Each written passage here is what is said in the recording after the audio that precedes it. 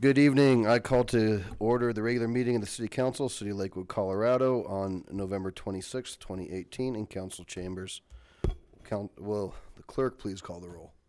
Paul? Here. Johnson? Here. Vincent? Here. Beta? Here. Franks? Here. Royball? Here. Gutwein? Here.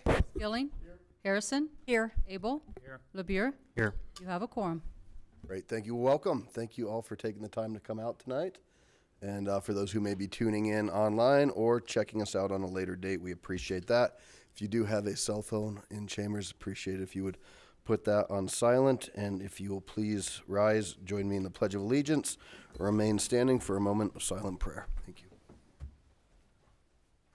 I pledge allegiance to the flag of the United States of America and to the republic for which it stands, one nation, under God, indivisible, with liberty and justice for all.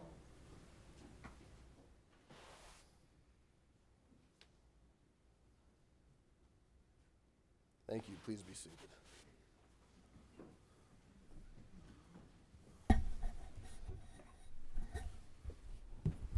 Ms. Millard, do you have sign-up sheets for the resolutions for I'll public go get 'em comment? right after I read this into the Okay, record. great. So with that, will the clerk please read item 4? Item 4, Resolution 2018-44, appointing members to the Lakewood Advisory Commission. Great. And just as a reference, public comment or any public comment is 3 minutes. And this little box usually glows green for 2.5 and then yellow and then red when it's done, but it's broke. So I'll give you the 3, 2, 1, and then I'll give you the 30 seconds, I guess.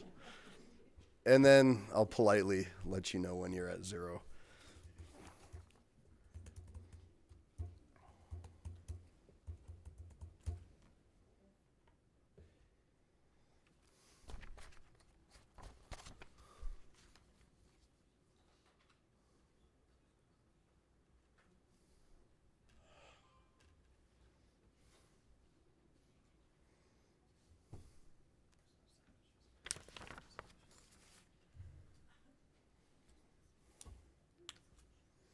Okay, I think I get the point. Okay.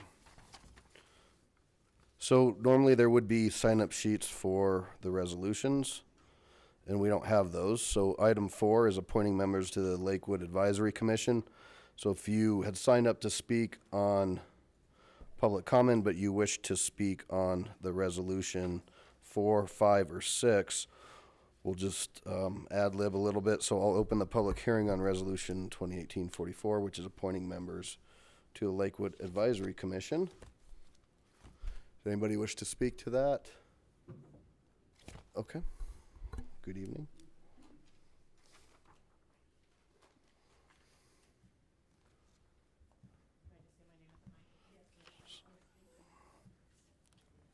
Honorable Mayor and City Council, my name is Diana Wilson. I live in Ward 5. You know what? I just wanted to come briefly. I sent an email. Hopefully you all received it. I saw that Dave Wickman had been nominated for the Budget and Audit Committee. And this struck me as a little odd simply because he has been on City Council and is quite vocal in our community.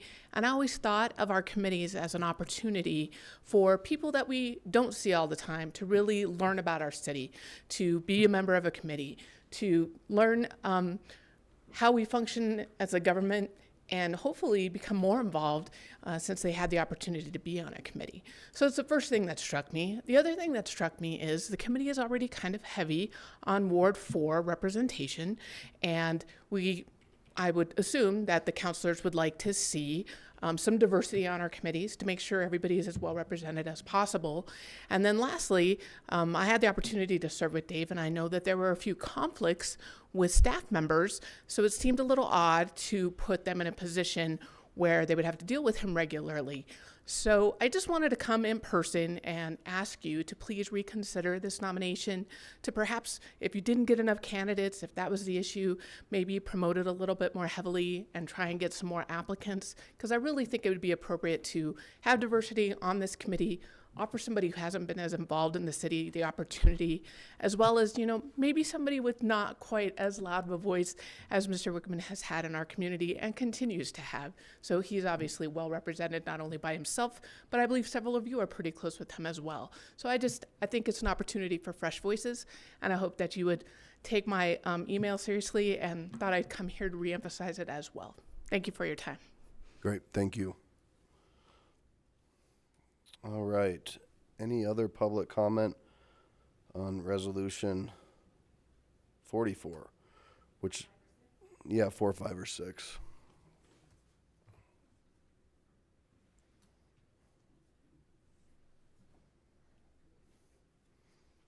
Hi, good Diane evening. Duffy. I didn't break the clock. Huh? I didn't break the clock. I did. Okay, good. I did want to also, pardon?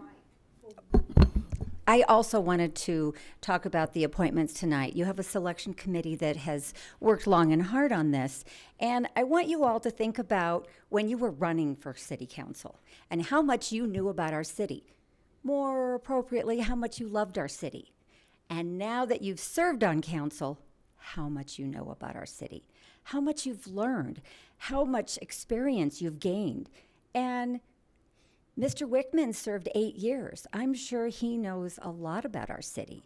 I'm sure he has a lot of experience with a lot of the different departments and how all the inner workings of the city are. So I think his experience is invaluable. And I know he was an economist for the federal government, so I think he's worked analyzing numbers a lot larger than our city numbers.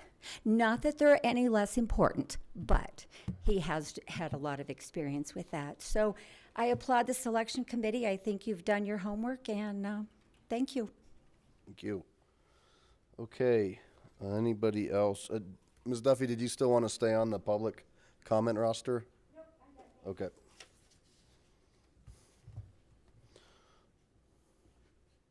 Good evening. Good evening. Charles Davis, co-chair, Two Creeks. I want to speak out against. Could you? I want to speak out against having, regardless of who it is, 3 people from the same ward on any committee, not just this committee, not just this person, but any committee. It's not reflective of the inclusiveness that the city of Lakewood is trying to do and should be trying to do. We should encourage people from across the city to be part of these things. And by focusing and letting 3 people from one ward be a part of this really important committee, I think sends a message for people down the road, because it's my understanding there were some really good candidates other than the person who was nominated. And I think that it sends a bad message for other people to volunteer and to nominate themselves and to go through the process when just somebody just gets picked because they've been on council before. This is citizens' representatives. The council people had a chance to be representatives on council when they were on a council. These are supposed to be citizens. So I would suggest that if we have to put a rule in place moving forward, sad that we would, but then we should, that we don't have representative from one ward on committees moving forward from the citizens. I just don't think that's fair for the city. Thank you. Thank you. Anybody else? Mr. Tyler, you're on public comment. Do you want to be switched? I'm fine for right here. Okay. For this comment is all I'm interested in. Okay, good. Go ahead. All right, I'm Max Tyler, resident of Ward 4. I served as a representative for Lakewood in the Colorado House for 8 years. And I'd like to talk about the appointment to the Citizen Budget and Audit Committee. I think there's some problems with that in a number of areas. First of all, and primarily, I think it's pretty inappropriate to have all 3 members of this committee coming from Ward 4. I know Ward 4 really well. As a representative, I knocked on doors on every single block in my district. And so I know the neighborhoods extremely well. Ward 4 is a great place. It's got wonderful parks. It's got terrific open space. It's got probably the highest income throughout of any of the other wards. It's a pretty darn well-off area, and there's nothing wrong with that. That makes it a really nice place to live. There's no doubt about it. Some of the early beginnings in Lakewood were there. It also has a much lower cultural and economic diversity than the other wards. Now, I live in Ward 2, all right? Ward 2 and Ward 1 I'm very familiar with. Ward 5 I'm not as familiar with. I have little bits of every single ward in my district, so I know parts and pieces of every ward. And I will tell you, the wants and needs of Ward 1 and Ward 2 are substantially different from the desires and needs in Ward 4. Ward 4 is kicking up a huge ruckus because we put an apartment building in their area. Well, we have whole entire precincts in Ward 1 that are only apartments. You know, are we representing the 41% of the households in this town of ours who are renters when everybody's from Ward 4? I'm kind of amazed, actually, that Councilors Johnson and Abel are not offended that their ward, which has certain needs, special needs, different from Ward 4, don't have any representation. I think that's appalling. And I think Ward 3 is in the same situation. They've got issues to deal with. So why don't we have much more broad-based representation here? And I would say we certainly have problems with a councilor emeritus on this committee, because this is supposed to be a citizens committee. There were other good candidates out there. But by golly, why can't we have everybody represented on this board? Thank you. Thank you.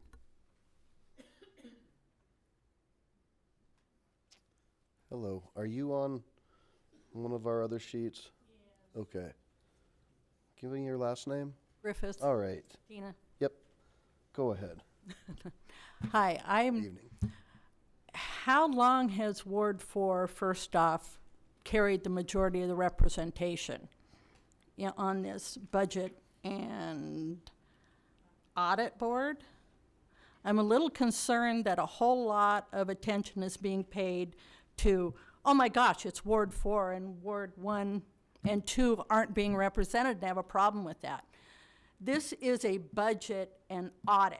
How is that impacted by who's sitting on that board if the selection committee has already determined that they're choosing the candidate with the most experience and skills that's going to make their job easier?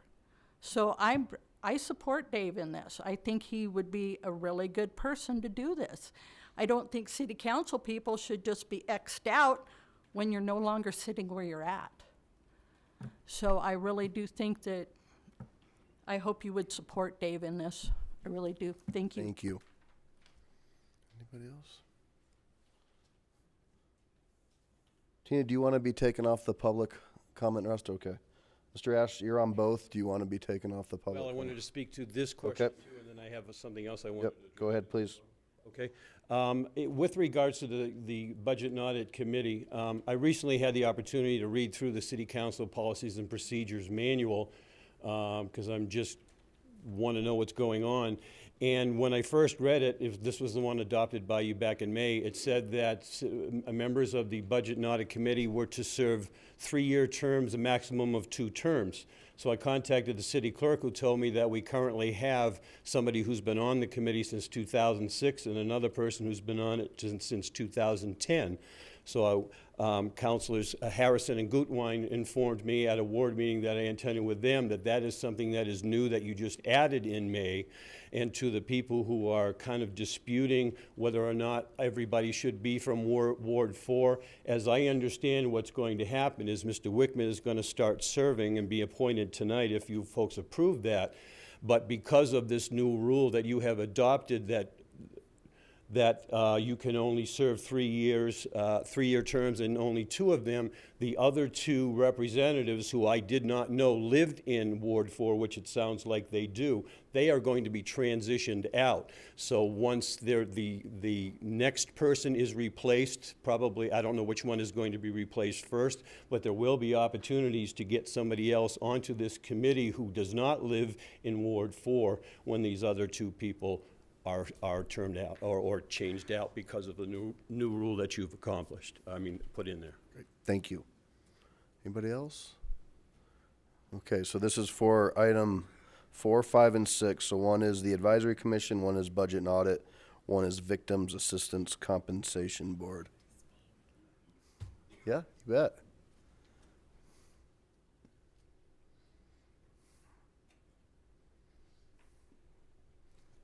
Good evening. Thank you, Natalie Menton, Ward 5. So I would have to agree very much with the last speaker, and I'm speaking regarding Dave Wickman's appointment. In the recommendation from the committee who did put time into suggesting a good, well-qualified candidate. And I believe Dave would be a great representative for the Budget and Audit Committee, not only with the time that he has served on City Council, but the time that he was a director on the West Metro Fire Board, the amount of time he has put into our community. It would be unfortunate if the fact that somebody served on an elected body prevented them from being on a committee such as this. And I think we do need somebody who does want to pay close attention to how the dollars are spent, which is how I envision the Budget and Audit Committee. And note that, boy, if I think of the top 10 people in Lakewood that I believe really, really care about this community, Dave Wickman's in there, and there may be some, I think there might be a couple people on the City Council who have had some challenges with Dave because he did question what was best for the community and was willing to put his foot down and say parks are a priority.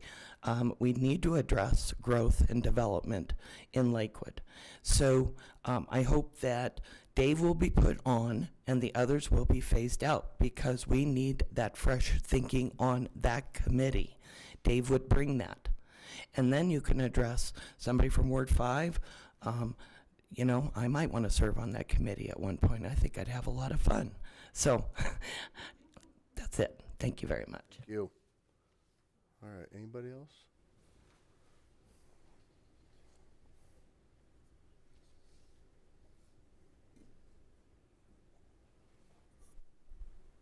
I'm Kathy Hausfield. Hi, I'm Kathy Hausfield from Ward 2, Two Creeks neighborhood.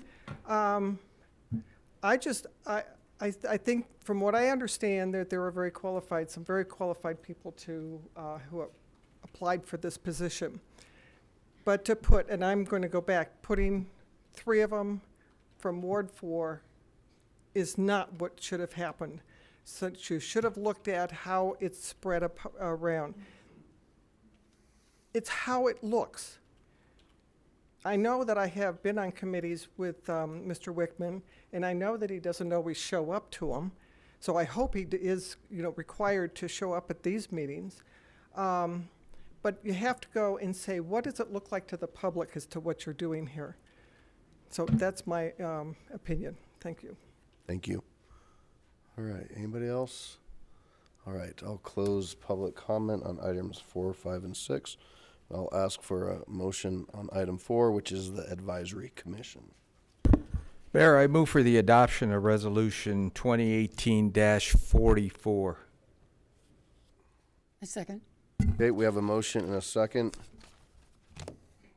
Is Chairman Abel, are you the chair? Do you want to speak to the Advisory Commission? I would first like to correct the record on some of the items, some of the things mentioned by the community. So if you could do that either under general comments or if it has to do with the budget and audit under item 5, which is budget and audit. Whatever you like. Okay. So would you like me then to address the nominees for the Lakewood Please. Advisory Commission? You bet. These are the first nominees for the Lakewood Advisory Commission since the name changed from ACIC. We have Rigby Johnson, Peggy Ralph, and Sean Weatherill. Are any of you here tonight? Would you please stand?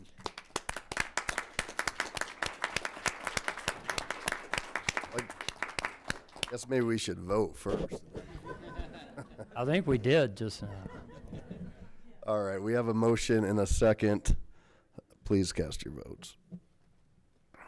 And that carries 11 ayes, 0 nays. Welcome on board. We appreciate your willingness to serve. Look forward to getting to know you better. All right. Mayor Pro Tem, item 5, please. Item number 5, I move for the adoption of Resolution 2018-45. Second. Okay, we have a motion and a second. Counselor Abel. I did want to address some comments. Firstly, we had no Ward 1 applicant for this position. The mayor will be appointing the council positions, committee positions here shortly, and I'm sure we'll even out that membership among the wards. Secondly, there have been a number of former council people that served on boards and commissions. Most recently, former Councilman Quinn is on our Noxious Weeds Board. Former Councilwoman Sue King just left as a member of the Employee Compensation Board, and former Councilwoman Cindy Barroway served us on the Community Corrections Board after she left office. So this is not a new thing, for what it's worth. The nominee tonight for this position is, I guess we're all aware now, is Dave Wickman. And I don't see him here. Thank you. Counselor Franks.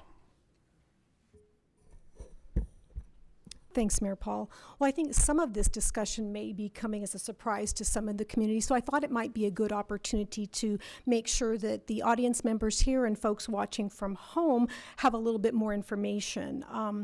Basically, the community member's role on the Budget and Audit Committee is to serve as a volunteer member of the Financial Oversight Committee. They also review financial statements and budget forecasts and provide feedback on budgetary compliance and city policies. A few people have reached out today with some concerns, so it's important to note that those citizen members don't have a regulatory role and they don't have a vote. This is basically kind of an advisory to give feedback. We also had questions along the line of, well, how long has this been in place? So back in 2006, that's when the first citizen appointments were made. And at that time, the council chose to put no term limits in place for those particular positions. And that went unchallenged until I and a fellow councilor raised the matter shortly after coming to being in elected office. As part of raising that, we had decided that we needed to revise the council policies and procedures manual, and during that rewrite, there were no concerns that were raised that I can recall that required us to disperse the appointments geographically. There was no ward diversity that was talked about. There was some talk about the need to increase the diversity of philosophies or thought processes, and certainly that was brought up, but not the geographic dispersity. Additionally, I am not sure why the citizen member from Ward 5 was the first one to roll off, because they had been appointed in 2010, and that member was from Ward 5, and that did leave 2 citizen members from Ward 4. As it was mentioned earlier, one has been on the committee since 2006 and the other one since 2010. Now, it's important to note that because that council policies and procedures manual is a living document, if the community believes that further changes are in order, we certainly welcome your suggestions. We believe that the last rewrite, we made some real significant changes and some improvements, but certainly it's a living document, so we certainly want to hear from you, and we do have an annual planning meeting coming up on the January 26th, so if you're interested in providing some feedback, we could look at that as well. We could look at revising the committee composition, maybe one from each ward. We could look at revising it so there's different schools of thought on budgets and forecasting and all of that. So there's a lot of different ways. If we feel that that change is needed, that we need to put that down, we certainly could look at that. I did want to kind of speak to the fact that we did have 4 really amazing candidates. We are lucky in Lakewood. We get really good candidates who apply for our volunteer positions, and we're always seeking new folks. My understanding of my role on the screening committee is to find applicants who have the desired qualifications and the time to fulfill those duties. And in addition, for me personally, not as part of the group, but as a strong proponent of representative government, and having previously served as a counselor on the Budget and Audit Committee, I also was looking to ensure the diversity of philosophies and perspectives. When I hear comments like the person isn't a good fit because they'll be divisive, that concerns me, as that's one of the reasons when I applied for a volunteer position, I was denied the opportunity as it was said that I would be too divisive. So I want folks to know that it's important for me that we have inclusive committees that do represent the whole community. And so, as you guys all know, we don't all agree up here on council. We have very differing opinions on a variety of things. But for me, as a member of the screening committee, after casting my vote, whether I'm in the majority or not, my philosophy is that the committee decided to put someone forth, and unless there's something seriously egregious like a legal matter, malfeasance, or something like that, I do support them from the dais because I think that is the professional thing to do. And so I certainly want to disclose that I was part of that selection committee, and just wanted the community to have a little bit more context about some of the discussion that's gone on tonight, because as counselors, we received a number of emails today, both in support and against this particular nominee. Thank you. And the representative from Ward 5 rolled off by request when all three were asked who would like to roll off. Councilor Harrison. Thank you. I will not be supporting Mr. Wickman's appointment for a couple of different reasons. Because of the fact that we currently have 3 Ward 4 members serving on the Budget and Audit Committee, it does not seem fair to the other wards.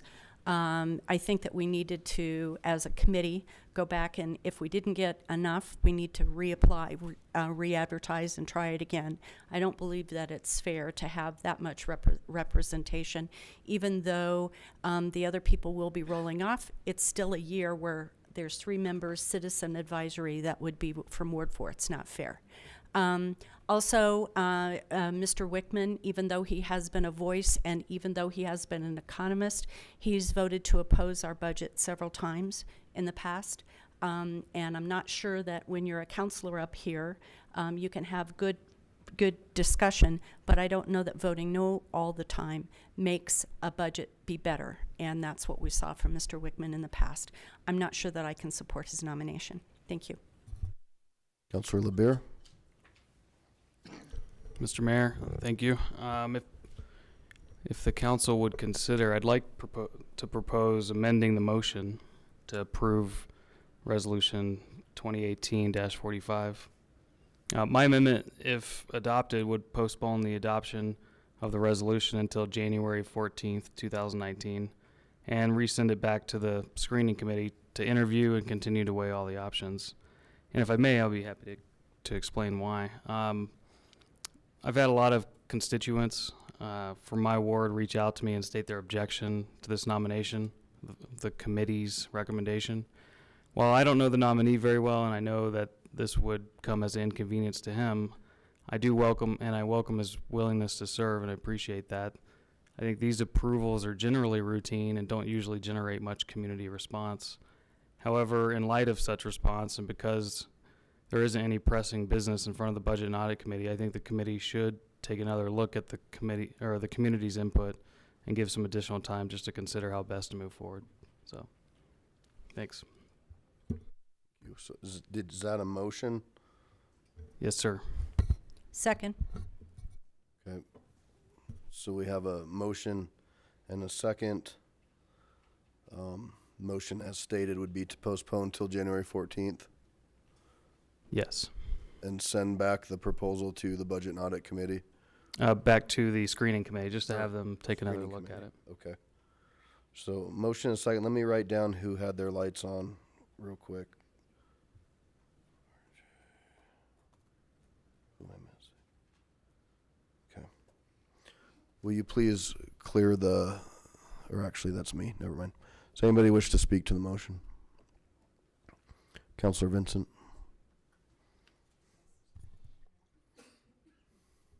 Yes, I would be supporting this, and I appreciate it.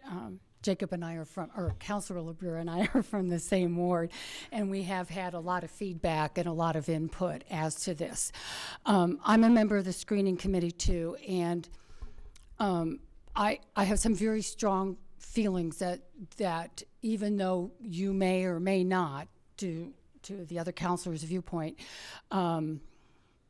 agree and disagree, and I don't always get my first choice. I have to step up to the responsibility that I did not even check to see where these people were from in the ward. And I will admit now that if I knew that all three of them were going to be from Ward 4, I would have had some feelings about that, because there were other folks from different wards too that I thought were qualified. We had some great qualifications, so I would definitely support waiting until January 19th to see if we can get some either some more folks or have some further discussion about it. I don't know about the divisiveness situation. I must admit, though, I was turned down for 3 boards and commissions prior to being on council. So I don't know if that meant I was really divisive or what, but that is where it stands. So thank you. Councilor Bida. Thank you, Mayor. I think I want to kind of provide a little bit of information, mostly for our public, so they have some additional factual information which they may not be aware of.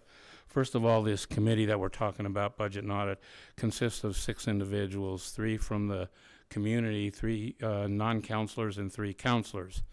Of those 6, all wards are represented except for Ward 1. We have a counselor from Ward 2 on the committee.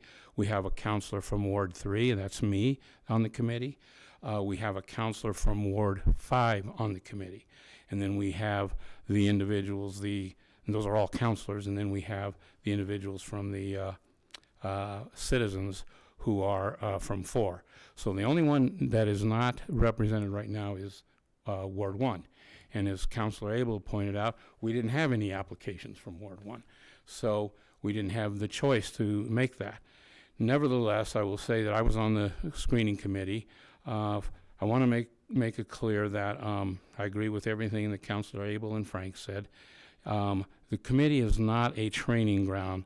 We don't appoint people there, contrary to belief, so they can learn about the budget process.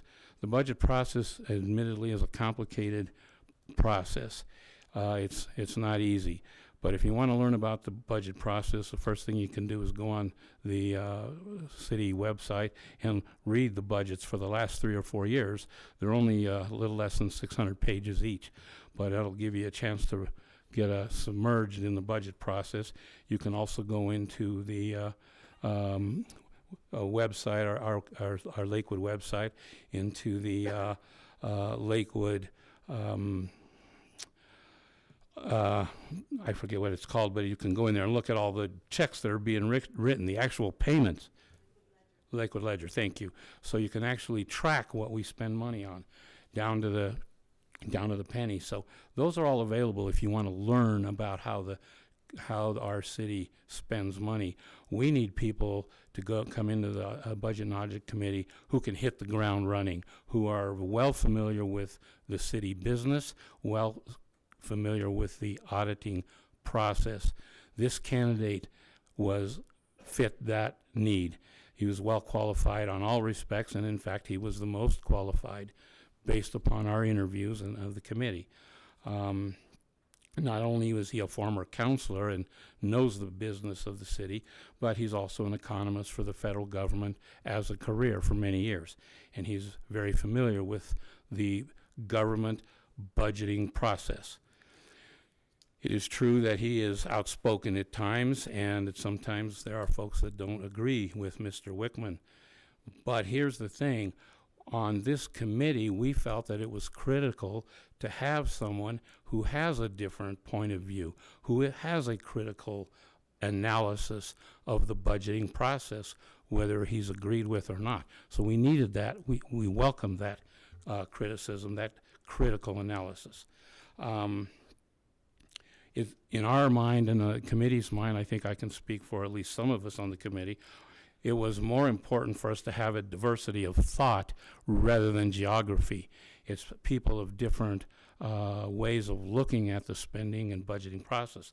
That's what we're looking for, because this is a very important committee, and it does really set the tone for the entire running of city government. I would point out that we don't have any rules that allows the committee, the screening committee, to go back and say, well, we didn't get anybody we liked here, or we didn't get anybody that fills our expectations, so we're just going to reject them all and re-advertise. You can imagine the problems it would create if we were to do that. So I can't really support Councilor Harrison's suggestion that we should have sent it back for re-advertising. We can't do that. So for all those reasons, I'm opposed to the motion to continue this thing. We've gone through the process. We have the best candidate. We selected the best candidate. We have more openings coming up this coming year, or another opening coming this other year. And if we want to have some other criteria for selecting our people on this committee, then we can do it at that time. But this process has already gone through, and we've got the best candidates, so I think it's time to vote. So I'd be opposed to the continuance, or the continuance of this thing, and I would move to go forward with a vote. Councilor Gutwein? Thank you. So I'll be honest, I'm just really disappointed to be having this conversation tonight, because you know, it was just Thanksgiving break. We just had the election. We have a lot to be thankful for here in Lakewood. And I think that's how the majority of our community feels. That's what our quality of life surveys show. People love Lakewood. People love living here in Lakewood. We also just had an election, a local election, and we saw a resounding response from our community that they want to continue to invest in Lakewood. And it was about our finances. It was a question about whether or not to invest our Tabor refund. And the community said, yes, we do. And to me, that says that is a display of their trust in the way that we are running our finances, in the transparency and the accountability that we offer. Also, just quickly, because we're talking about it, thank you to our police agents, because it also says thank you to our agents who serve us every day. But the point is that we heard from the community that they like the direction we're going. They want to invest in us. They want to continue moving forward. And I was also so excited to hear about all of the new candidates that we had apply for this committee who were so qualified. We had a woman who her background is in finance, and she's a mom, and she's a woman, and we had a handful of other applicants who are young and hadn't been involved yet. And I was a member of the community who got the opportunity to be on the ACIC, and it was this amazing, empowering experience for me to see that, you know, little old me, resident Dana Gutwein, I can have a role in my community and I can make a difference. And that's what local government is. And so I thought, this is so great. We're going to have the next generation of leaders step up and elevate them. But instead, unfortunately, that's not the direction that we're going. And maybe I've been living in a bubble, but I've never heard to me, diversity is, we have 3 white men on this committee, 3 white men that are going to be the citizen representatives. That's not diversity. They're from the same ward. They have similar economic backgrounds or similar economic circumstances.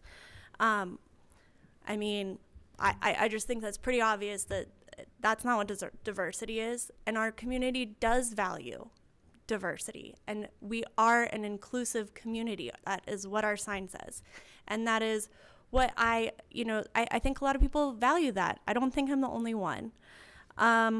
So I think it is important that we have different people from different wards. If it wasn't, we could all be from the same ward up here. We're not. We have different issues in our community. I think that I'm not gonna support this. I've never objected to a board and commission appointment. I do not take this lightly. But this case, I think, is worth taking a stand on. I would not feel good about moving this forward, especially given the history that everyone is so carefully dancing around. But with a quick Google search, you can find out. I couldn't possibly feel good about supporting this. I'm going to stand with our community and moving forward for diversity and what diversity actually means, and in elevating the next generation of leaders. Thank you. Okay, just as a reminder, there's a motion on. Oh, and I support the motion on the floor. Councilor Johnson. Thank you, Mayor. Well, I appreciate all of the comments that everybody has made.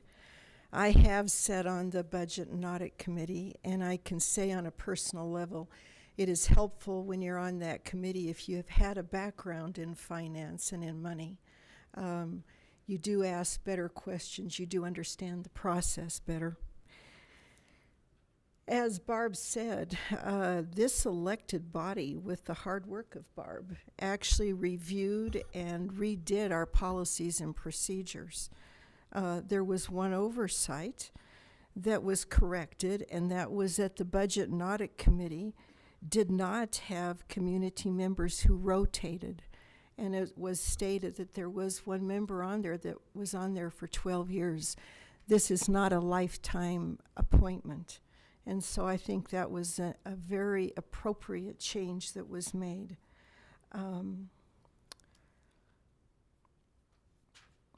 I guess, don't you expect from me, and I expect from myself, to vote on any position for anybody, and any vote that we take based on merit. That's what you actually should be expecting of me. And I hold myself to that standard. This candidate understands the city workings, the budget, and can come running right from the start. He doesn't have to learn. I think that's important. Our budget is getting more complicated, and now that the Tabor issue is settled, there is going to be more money. And that's even more reason, actually, to have somebody on the Budget and Audit Committee who has had a background in finances and who's had a background on council and understands the workings of the city and the budget. He will understand the right questions to ask. That's important to me. Why wouldn't I vote for someone like that? It's kind of interesting to me, to be honest with you, that this is the first time that Voices have ever objected to having ward distribution, or for that matter, 3 white men who've been serving on this board, some of them for up to 12 years, and nobody's objected until tonight. Isn't that odd? And it was stated, and you all now know, that all 3 of the positions from the community are going to be rotated. This is the first rotation. There will be another one in 2019. And this may sound crude, but I'm going to go ahead and say it. I don't vote for somebody based on the way they pee. I want to be voted on for my own merit, and I expect that of other people.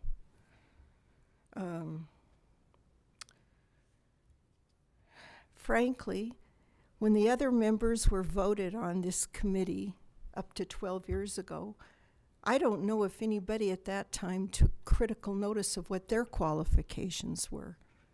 It'd be interesting to go back and see what that is. I will be supporting this candidate, as I believe, and hearing from other members that actually have sat on that committee, that he was the most qualified, and in my eyes, he is, and I will support this. Just to clarify, there's a motion on the floor. Councilor Franks? I do not support. Thanks, Mayor Paul. I did want to let you guys, the community, know that as a member of the selection committee, we can hold a position open, and we have since I've been on the committee, where we only had a single applicant. So I just wanted the community to realize that we don't just, if there's just one, we go, well, there's nothing. We did hold a recent one open longer and more heavily advertised it in order to make sure that we did have folks to select. So please don't think that we're just cutting that off. If we think that we don't have a pool of candidates, we certainly can delay that process and do that.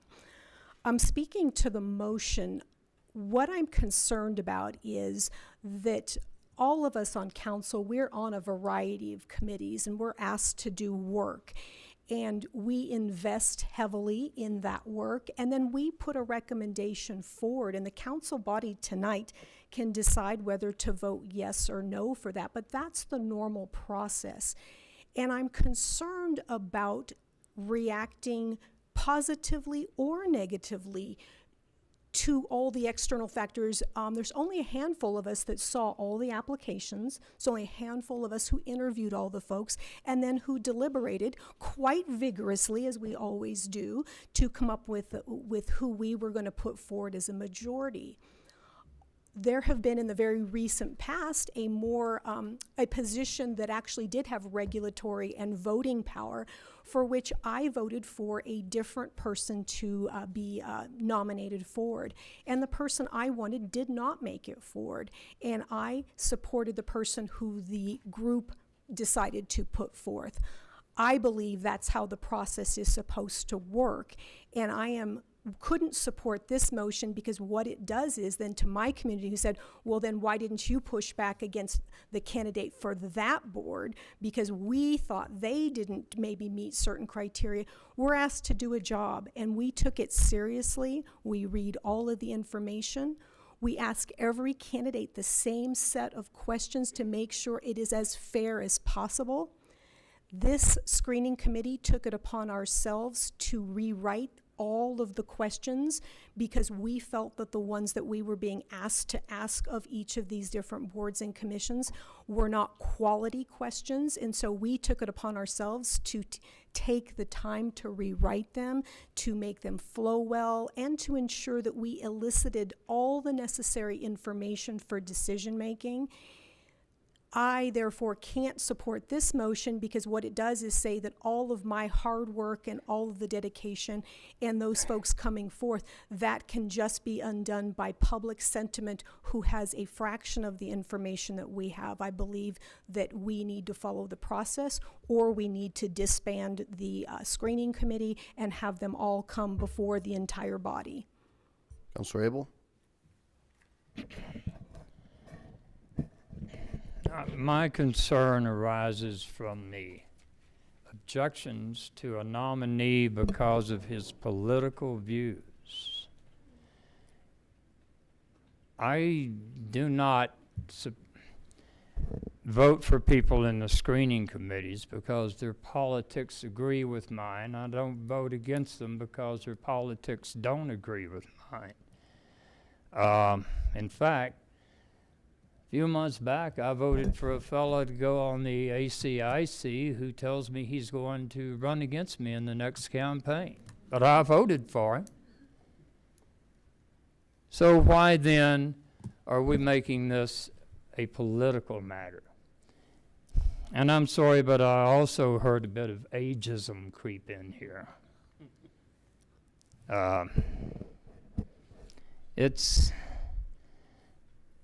What we're looking for is the most benefit to our community. And the fellow in question and I do not see eye to eye politically on hardly a thing. However, he does his homework, and he looks at things with a skeptical eye. And I think we need that on the Budget and Audit Committee. Again, we need diversity, I agree. And the mayor will be making committee assignments soon, and I would imagine he will be ensuring that diversity for the coming year. So I will not be supporting this motion.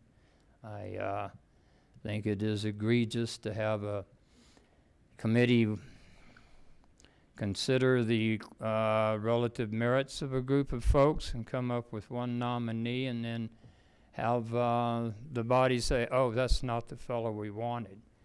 In fact, there was a fellow who was nominated for the Planning Commission some years back, and someone objected to it, and they just went back and had the vote again by telephone apparently, but and changed the nominee. So let's don't soil the process. Let's don't bring politics into something that calls for expertise. Thank you. Councilor LeBear? Yeah, I just want to clarify the reason for the motion. I don't actually know our potential appointee very well. I don't know his party. I've had one interaction with him, I think, in the last year. So for me, this wasn't about politics. This was simply about, I got a lot of new information in the last couple of days that I never had before. I never had any conversations with anybody on the committee about who our nominees were. I've never had anyone ever email me about any nominees since I've been here until 2 days ago or 3 days ago, something like that. So, you know, when you get new information, I think it warrants continued discussion. And you know, I was thinking about when has that happened on council in the last year? Well, we're delaying our campaign finance law because, well, there's new information. We want to make sure there's a public process. Want to make sure there's public input.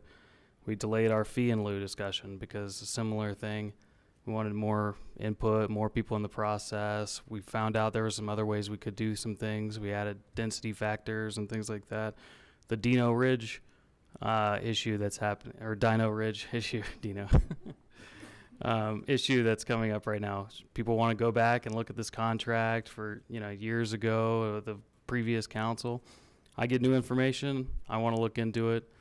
That's why I asked for a postponement, not for a no vote on the candidate. I don't have any, you know, particular objection other than I just thought this could be an opportunity to hear more from the community, find out what they're asking about and what question, or, you know, what issues are driving their thoughts, and take another crack at it in January, since we don't have another meeting in the budget committee till I think late January anyway. So that was my thought on it, but if people want to make it something else, then that's fine. Thanks. Thank you, sir. I appreciate it. I'll be supporting the motion. No more lights are on, so please cast your votes. To the motion. And that motion fails, the noes being Johnson, Beta, Franks, Roybal, Skilling, and Abel. So we're back to the original motion. And is there any more discussion? Councilor Gutwein? I just want to really quickly address the ageism. And just want to say, I hope it didn't come out that way. My point is, I certainly have respect for the wisdom, and I just think that it's important to have different ages, and I think we've talked about this in our public comment as well. We have much more heavily represented of a certain age group than others, and I think it's important to engage.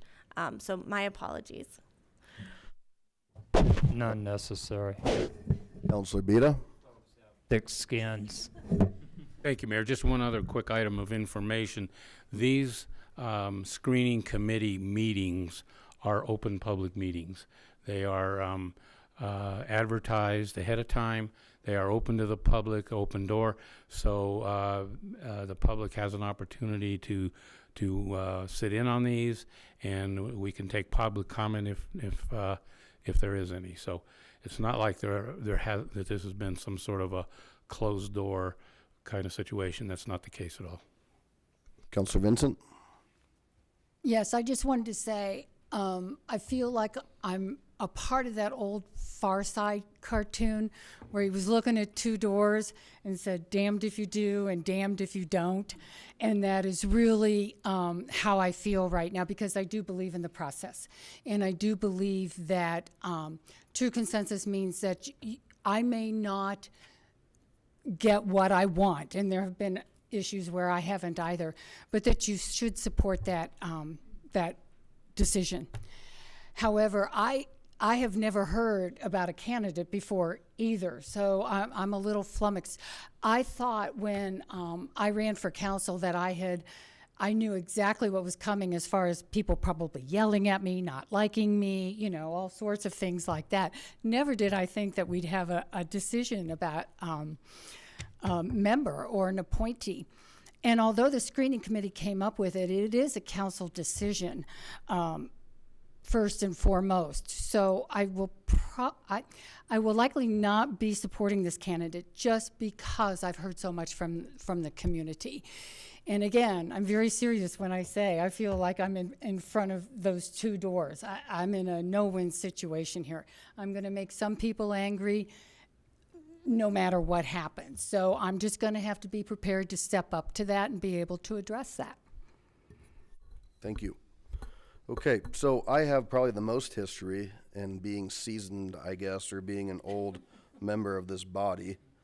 But I certainly have some concerns, and I think back to almost 12 years of serving that we've never had a situation like this. So it's certainly unfortunate, especially coming off a lot of positive things. But there's a reason the city council takes votes on these types of issues, and this is certainly one of them. I think it's important to note there was a mention of political views. This certainly, you know, we want people of all different kinds. And in fact, this council has been really good about promoting the diversity of thought and saying we want new people to get involved. You have 3 council member representatives for a reason, because those are the policymakers. The buck stops with us.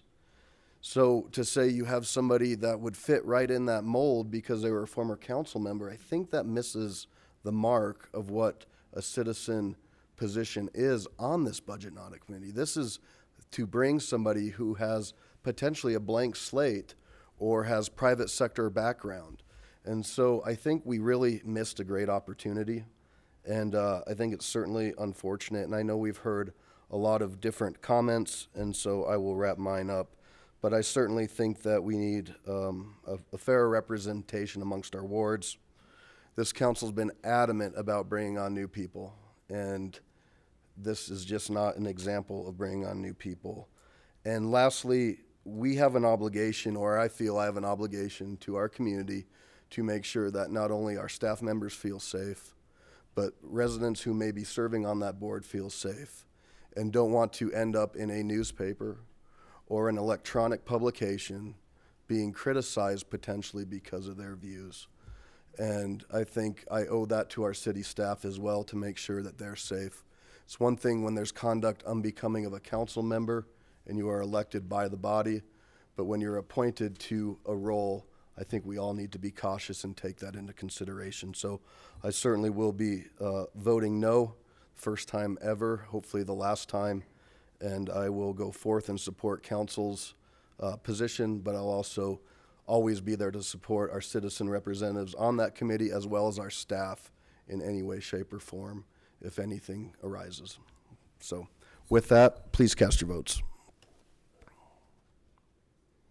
And that passes 6 ayes, 5 nays, the nays being Paul, Vincent, Gutwein, Harrison, and LeBeer. Thank you. Okay, so now we are at the time for public comment. Excuse me, Mayor. Yep. We have items number 6 to continue. We have one more. I'm sorry to our Victims Assistance Compensation Board member. Mayor Pro Tem, please. I move for the adoption of Resolution 2018-46. Is there a second? Second. Counselor Abel, do you want to speak to this? Thank you. Yes, the reappointment of Sergeant Andrea Braun to the Victim Assistance Program. She here? She here? No? Okay. Well, thank you for serving. Any comments? All right. Cast your votes. That passes 11 ayes, 0 nays. Fantastic. Now we'll move into public comment, which public comment is for any other comments you'd like to make minus the consent agenda. Again, 3 minutes. I'll give you my hand signals, and we will start with Mr. Henderson.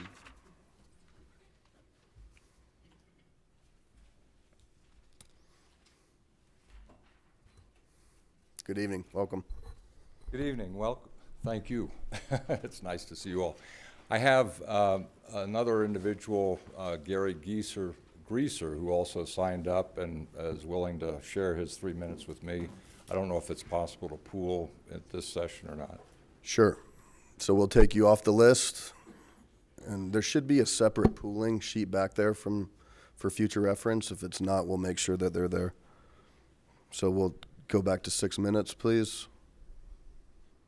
Thank you. Thank you. Good evening again. I wanted to address, if I may, the issue presented by the Big Sky sanitation issue. I've submitted quite a bit of materials, and I thought what I'd do, if given the time, is try to highlight some of the important points to perhaps guide you in traveling through that material. The first is that the issue is joint. We have two sides, one presented by the materials I presented, another presented by what I refer to as the Bear memo, the White Bear law firm memo in support of Big Sky. And what they're saying, and this is a key part of their argument and a key part of, obviously, my response. What they're saying is that the statutes give them authority to provide services outside the boundaries of the district. And that's certainly true. The statute does do that. But the question is, what services, where, and how are they going to be financed? It's like my teenage son, when he got his driver's license, he was authorized by the state to drive a car. What car, where, and how is it going to be financed? The answers are provided with respect to the special districts in your service plan. What services, where, and how are they going to be financed? They do not have unlimited right or authority to provide services outside the district, any services, anywhere. For example, they cannot, because they have authority to provide services outside the district, they cannot provide fire, ambulance, police services at the Red Rocks Amphitheater. Why? Because you all didn't give them authority to do that. They do not have authority to provide services outside the boundary district, to provide light rail service to the ski resorts. Why? Because you didn't provide it in the service plan. And to put a point on it, you said, and they actually wrote this up, but it says in the service plan, the plan is intended to establish a limited purpose for the districts. They're not to be violated under any circumstances. The use, the services, are to be for the benefit of inhabitants within the boundaries. That's the whole purpose of the service district, of the service plan. And the primary purpose in this case was the development of the project, building homes, building commercial and retail. It was not to provide for a new sanitation district. and I go through the detail. I pull information out of the service, out of the IGA that identifies these new things they're going to do. Not the least of which is they're selling sewer. This is a private developer selling sewer to future residents, and they're making money. There's a provision in the IGA that says they're going to set the fees. And what is the control for setting these fees? They're not accountable to the public like our sanitation district is now. They're not voted on by the people as our sanitation district is now. The sole criteria for their assessing fees is what this private developer believes is reasonable. You didn't do that. And I can't believe that you intended to do that. Their fallback position at the end of their memo is, this is a good idea for the city of Lakewood to develop Rooney Valley. Well, if it's a good idea, then let them present it to you. Let them argue to you that it's a good idea. It's not up to them to unilaterally make this decision. It's up to you. Because you set up the special district to begin with. You gave it birth, you control it, and they have to come back to you if they want to change it.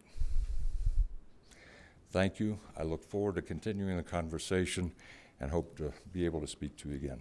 Great. Thank you very much. Thank you. Have a good evening. Rick?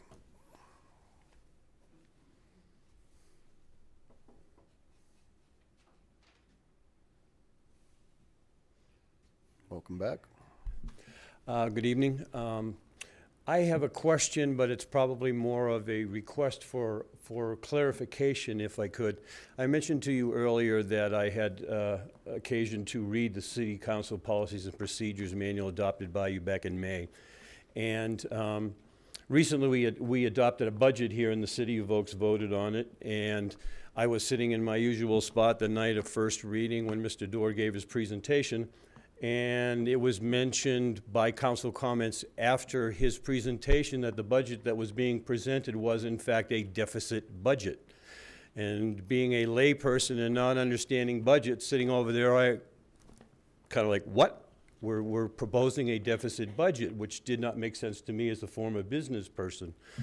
When I looked into the Policy Procedures Manual, in the finance section, 02, specifically policy 02.1, Roman numeral number 1, it says the annual draft budget submitted by the city manager for city council consideration will be balanced, i.e. revenues must match or exceed expenditures. So I guess I would like to get a clarification on, as a layperson, and again, I have no intention of wanting to be an expert on city budget, but I think a lot of you know that I come to your ward meetings and committee meetings because I want to be familiar with the process.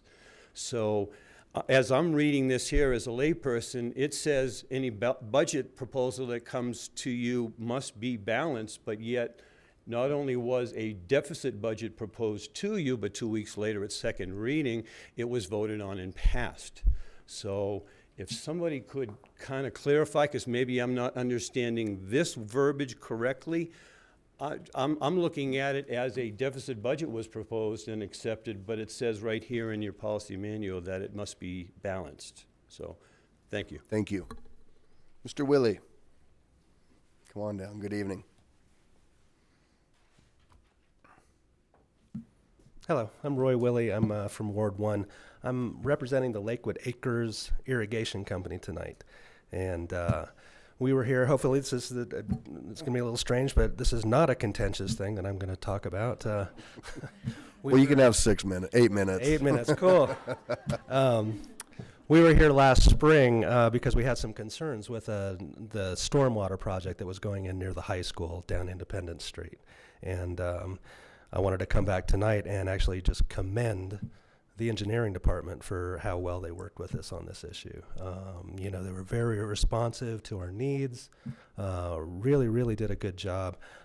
Particularly want to point out Vince Castile and also Ray Hill, who's the primary engineer on this project. They spent so many, particularly Ray, so many hours talking with us.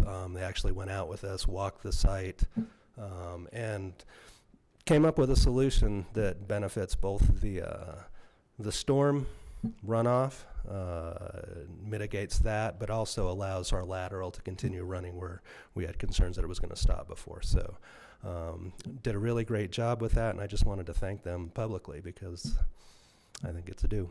So Thank you, sir. And their bosses are both here, so I know they'll greatly appreciate that. Devin? Do I have that right? Maybe I said it wrong. The address is Harlan Street. Okay. Anybody else wish to speak? Okay, we'll close public comment. Thank you all so much for taking the time to come out. Mr. Ash, the balancing of the budget comes from the reserve projection that would then balance it if utilized, which, as we spoke about, has not had to happen, and if that would come back, that's how it would balance the budget. So it's still within the guidelines of what's prescribed, and we can get you in touch with Mr. Dorr to get you further information if you'd like. Okay, great. All right, Ms. Hodson, executive report. Thank you. Yes, I have a couple of items, kind of a hodgepodge, actually. So our human resources department is working closely with our police department. We are still having difficulties in the attraction, training, and retaining police recruits. This is a situation that agencies all over the metro area and in fact in Colorado are dealing with. So without giving away some of our trade secrets, I can tell you that we're actually now working with Command Master Chief Shane McKenzie, and he's a retired Navy SEAL. And he's going to help design our recruiting efforts and our branding to match the success of other elite law enforcement agencies. So we're hoping that that'll have a positive impact. We're also implementing some targeted searches to colleges that have historically provided us high-performing employees.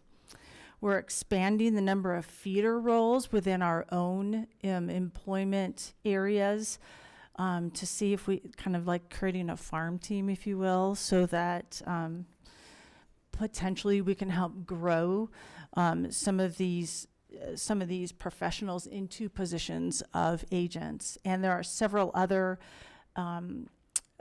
methods that we will be employing in order to try to recruit and continue to recruit.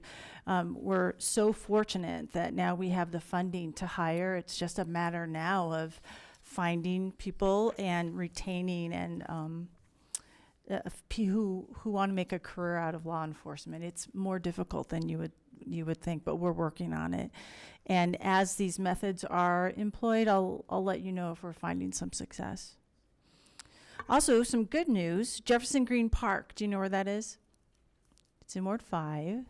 The address is 333 Southfield. It's kind of near South Garrison and Hampton. It's down kind of on the south part of town. And our park staff has completed the preparation of an area in that park so that it'll be ready for a community garden. And that's really exciting. So from this point on, now it goes to Doug, who is our Denver Urban Gardens folks. They've already found 26 gardeners who are signed up, and they're putting together a steering committee. So Doug, D-U-G, will conduct the efforts from here, and we're looking forward to that. So next spring, I think we'll see some little things growing in Jefferson Green Park.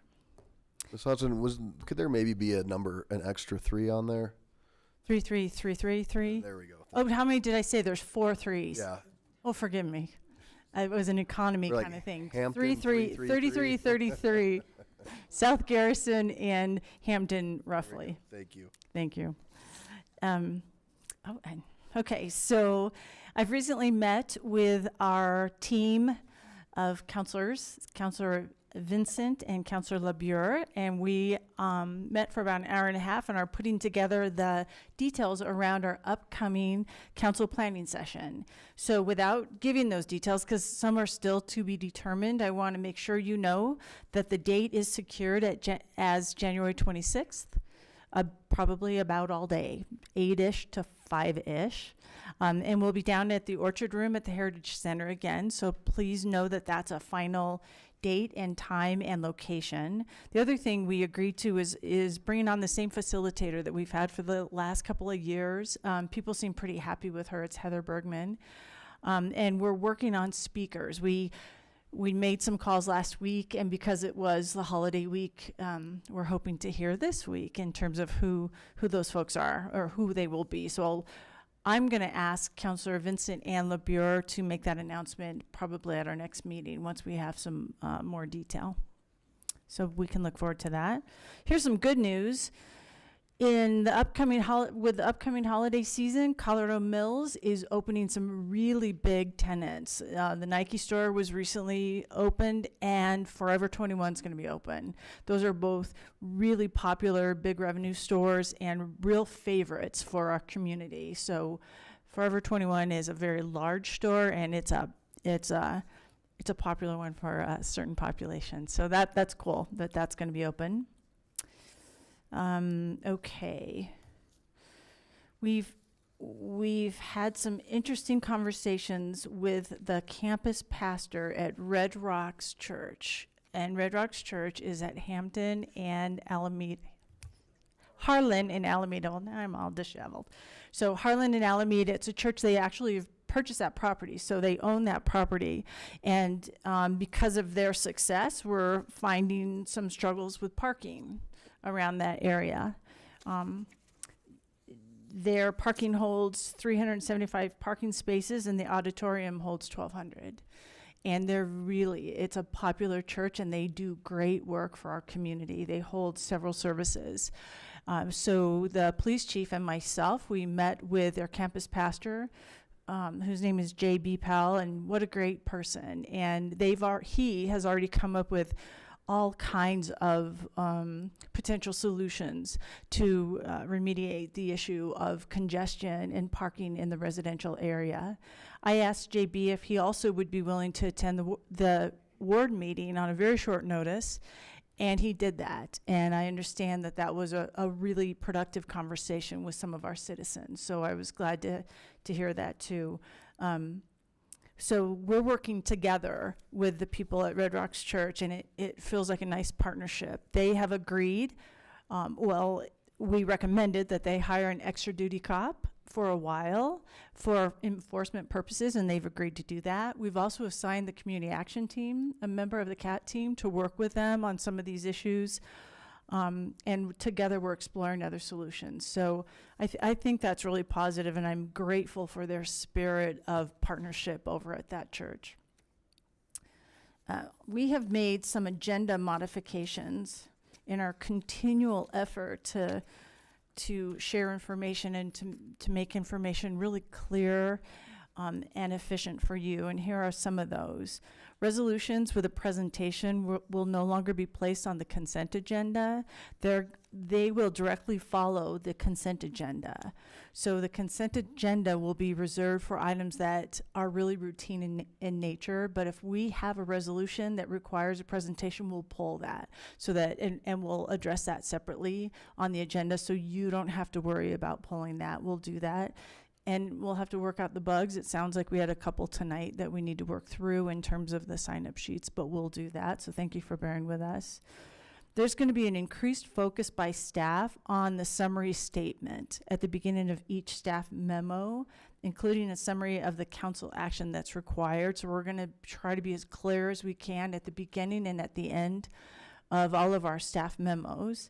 And we're going to pay a special attention to the alternatives section at the end of the staff memo so that it doesn't feel like a paper of heavy persuasion, but that you can see if you opt to not support some action, here's what that leads to, or here's what those consequences are. So let me know how that goes. We're continuing to work out those bugs and try to make it as efficient as we can and as understandable to the public. So thank you for your patience with that.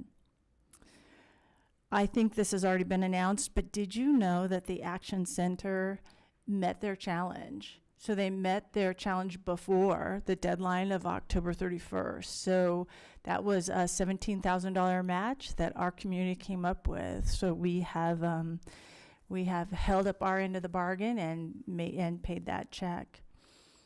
Finally, no, I actually have two things. Due to the outcome of the election just recently, our police department and our public works folks are working diligently on acquiring the things and working on plans for the purchase of those items that were agreed to. In the Community Resources Department, as it relates to parks and open space, that's a different conversation, and we need to have that as a full body. In preparation for a broader conversation, the Community Resources staff is conducting a complete inventory of all potential sites that may be available for purchase for different uses, maybe for open space, maybe for park, developed park, maybe a park expansion, maybe a trail project, etc. And we're not limiting it to any geographic area. We're doing a complete inventory. So when you have your conversation about how you want to prioritize and spend those dollars, we will have provided you with as much information as possible. We're also going to provide you with a map of the city so that you can visually see where these parks are in proximity to each other and to the ward delineations, etc. So we'll be working on that and we're trying to decide how best to have that conversation. My hope is at the upcoming planning session that you can talk about how you want to prioritize those potential acquisitions so that it makes sense. I believe it's going to necessitate a series of conversations with all of council. If you have any recommendations in terms of how best to continue to approach this, we're more than happy to hear that. I'm guessing you're going to want to know how much parkland each individual ward has today, what some of those opportunities might be, where some of the growth areas are, maybe even demographic information. However you want to sort this out, we'll provide as much data as we can and listen closely to how you want to prioritize that. So it's the community resources portion of kind of the three buckets, which is going to, like I said, necessitate the probably the broadest conversation. So please be thinking about that. And finally, I was interested in this, and maybe you will be too. Did you know that in 2019, Lakewood Brick will be celebrating 100 years? And also Red Rocks Community College will be celebrating 50 in 2019. And who else? And our own city, yes, our own city of Lakewood will also be celebrating 50 years. That's pretty cool, all in 2019. Lakewood Brick, Red Rocks Community College, and this. Oh, and the Action Center, that's right, and the Action Center as well. So there's a big birthday gift, so start saving your money for all the birthday presents. So, and that concludes my report. Thank you. Thank you. Well done. Sure. Okay. Go. How many police officers I didn't know anybody else wanted to hear it. How many police officers are we down? Because that's a question I've had asked. Oh, you know what? I can't answer that precisely because of the fact that it's a real fluid number depending on retirements and, frankly, people, organizations, agencies poaching one from the other. I can present that to you at the next meeting if you'd like, but remember, it's just a snapshot every time.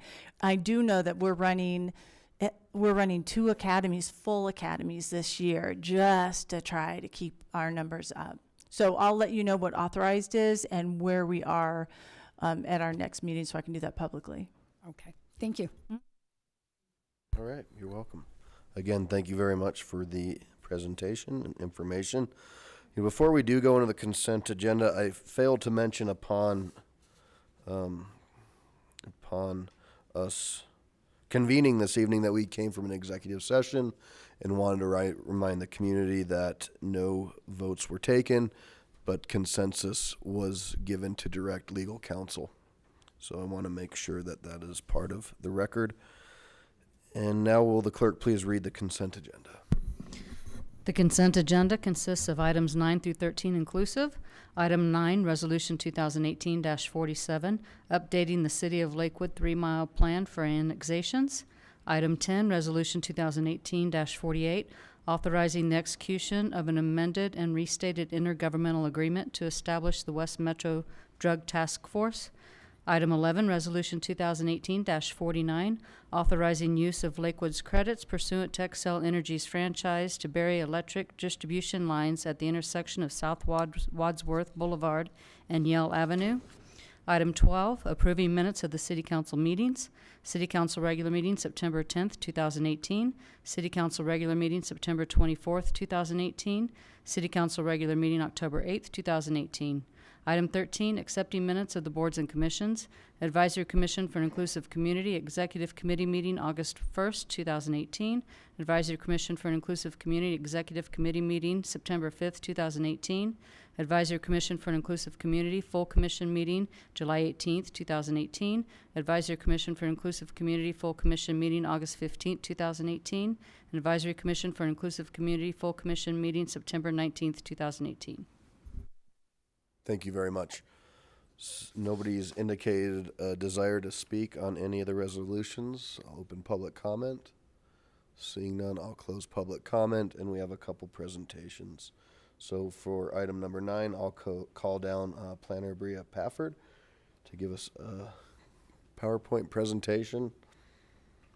And then we do not have a presentation for item 10, and then we'll have one from Mr. Hutchinson for item 11. And these will be approved as consent items.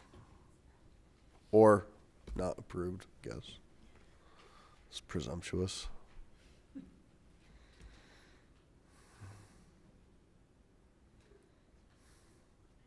Take your time. We're way ahead of schedule.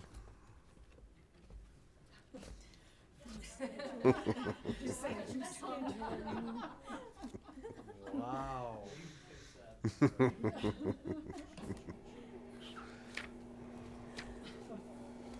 Do your little agendas have the times on them? Do they? How we doing on it?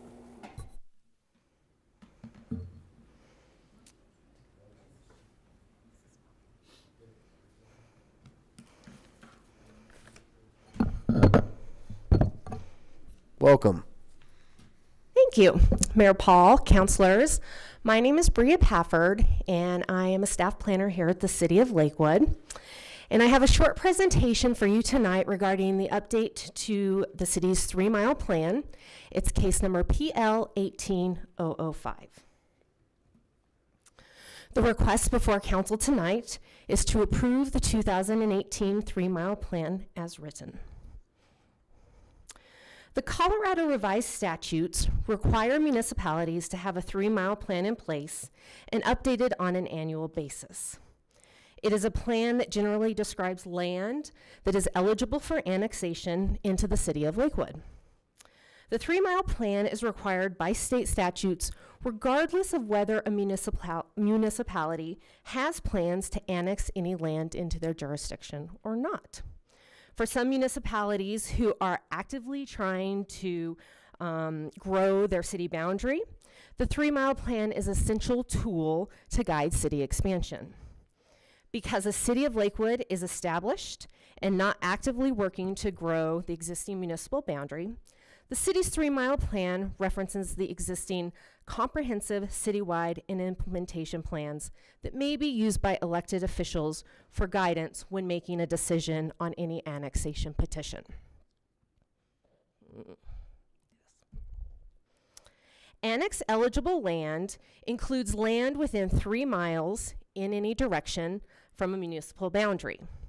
For Lakewood, this includes the unincorporated property in Jefferson County that shares at least 1/6 of its perimeter border with the City of Lakewood.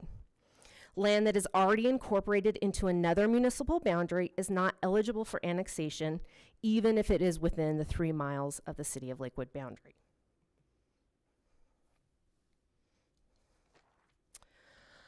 This is one of 2 maps that's included in the 3-mile plan. In blue, you will see all land within the City of Lakewood municipal boundary. The buff areas indicate regional municipal boundaries, so other land that is incorporated into another jurisdiction. And then in red, we have that 3-mile annexable area. And then if you look inside the City of Lakewood, you will also see a handful of annexable enclaves. Those are depicted by the red and white stripes. And these are essentially unincorporated land in Jefferson County that is completely surrounded by the City of Lakewood. The last property to be annexed into the city was the Taylor property, which is just south of the former Green Gables Country Club. So if you look on your computer, that's this enclave right here. The enclave indicates the country club that is now being redeveloped in Jefferson County. The Taylor property was located just to the south of that enclave. That annexation occurred at the request of the property owner at the time, and it occurred in 2014.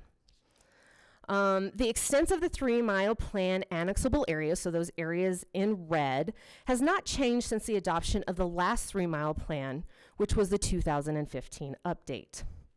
The Lakewood Planning Commission did adopt a 2017 plan, and that was done in March of last year, with an approval recommendation, with a recommendation to City Council for approval.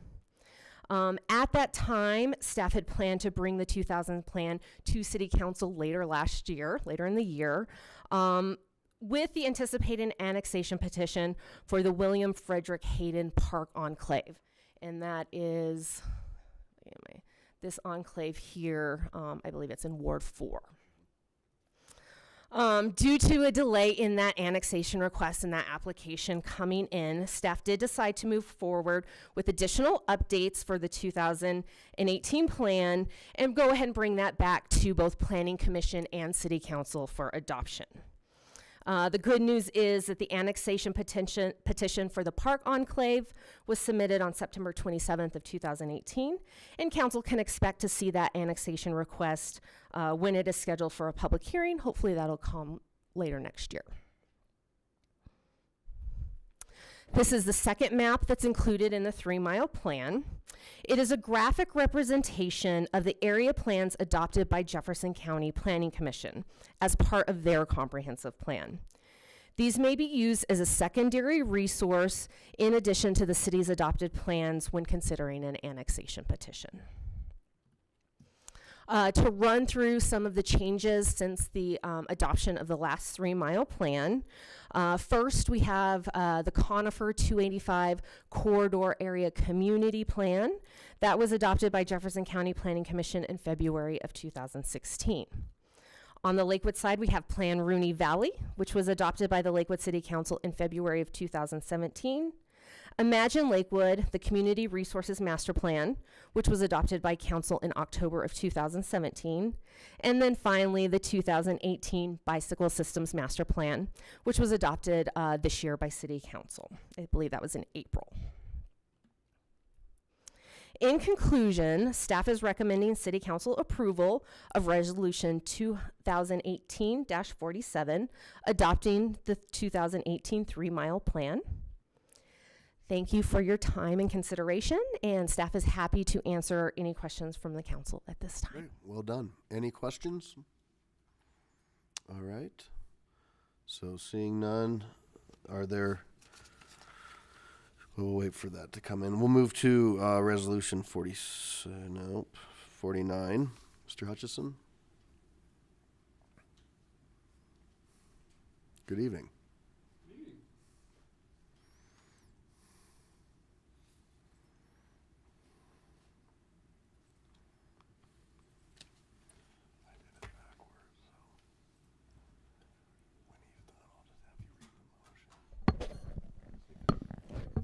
Thank you, Mayor. Good evening, City Council. I'm going to talk about 4 different projects with funding from 4 different sources and no city money, but you have to act for it to all happen.